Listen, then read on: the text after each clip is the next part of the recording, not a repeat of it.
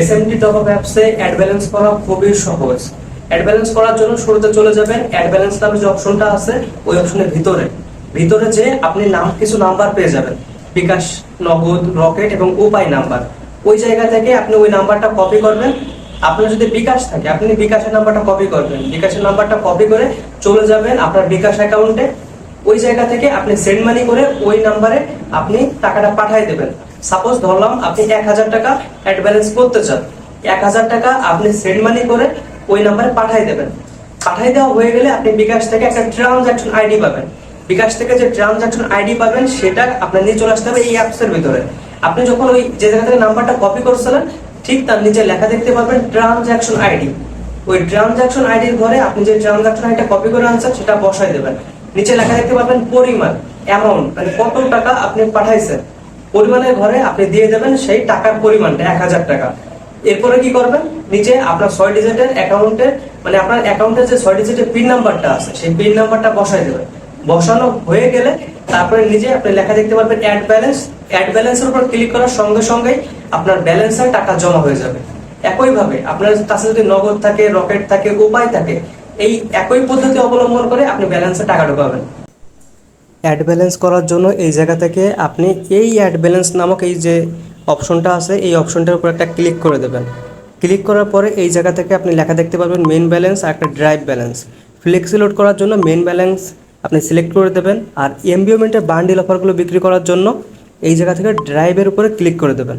এরপরে নিচে একটা অপশন আছে নেক্সট, এই নেক্সটের উপর একটা ক্লিক করে দেবেন। এখন এই জায়গায় আপনি পেয়ে যাবেন বিকাশ নাম্বার, নগদ নাম্বার, রকেট নাম্বার। হ্যাঁ, ওকে। তো আর একটা বিষয় বলে দিই, সেটা হচ্ছে যে আপনি সর্বনিম্ন 100 টাকা অ্যাড করতে পারবেন এবং সর্বোচ্চ আপনার ইচ্ছা মতো টাকা আপনি ব্যালেন্সে অ্যাড করতে পারবেন। এখন আপনি এই জায়গা থেকে যে বিকাশ নাম্বারটা পাবেন, এখন ধরলাম আপনার একটা বিকাশ অ্যাকাউন্ট আছে, এখন আপনি বিকাশের মাধ্যমে করবেন। আর আপনার এখন সাপোজ একবারে বলে দিচ্ছি, এখন ধরেন যে আপনার নগদ অ্যাকাউন্ট আছে, তাহলে আপনি এই জায়গা থেকে নগদ নাম্বারটা কপি করবেন। আপনার যদি রকেট অ্যাকাউন্ট থাকে তাহলে আপনি এই জায়গা থেকে এই রকেটের নাম্বারটা কপি করবেন। ওকে, তো নাম্বার কপি করা হয়ে গেলে এবার চলে যাবেন আপনার বিকাশ অ্যাপসে অথবা নগদ অ্যাপসে অথবা রকেট অ্যাপসে যেয়ে আপনি এই নাম্বারে সেন্ড মানি করে টাকা পাঠাই দেবেন। 500 টাকা পাঠাইতে চাইলে সে 500 টাকা পাঠাই দেবেন। পাঠানো হয়ে গেলে বিকাশ থেকে অথবা নগদ থেকে অথবা রকেট থেকে আপনি একটা ট্রানজ্যাকশন আইডি পাবেন, ওইটা কপি করে আনবেন। এনে আপনি এই নিচের ঘরটায় বসাই দেবেন। বসানো হয়ে গেলে পরের ঘরটা অ্যামাউন্ট কত টাকা পাঠাইছেন, 500 টাকা হইলে 500 টাকা। এরপরে আপনার অ্যাকাউন্টে 6 ডিজিটের পিন নাম্বারটা দিয়ে দেবেন। চোখের উপর যদি ক্লিক করেন তাহলে দেখতে পারবেন যে আপনার পাসওয়ার্ডটা মানে আপনার এই পিন নাম্বারটা কত। এরপরে কি করবেন, নিচে লেখা আছে অ্যাড নাও, এই অ্যাড নাও অপশনের উপর ক্লিক করবেন, সঙ্গে সঙ্গেই কিন্তু আপনার ব্যালেন্সের টাকাটা জমা হয়ে যাবে।